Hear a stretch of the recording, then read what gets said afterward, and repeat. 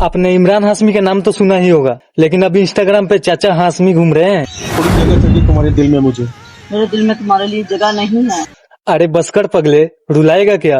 जरा सी दिल में दे जगह तू, जरा सपना ले बड़ा। अरे चाचा जी, अब शादीशुदा औरत के दिल में जगह मांगोगे तो कहाँ से मिलेगा? और ऐसे भी तुम्हें दिल की नहीं बल्कि कब्र की जरूरत है।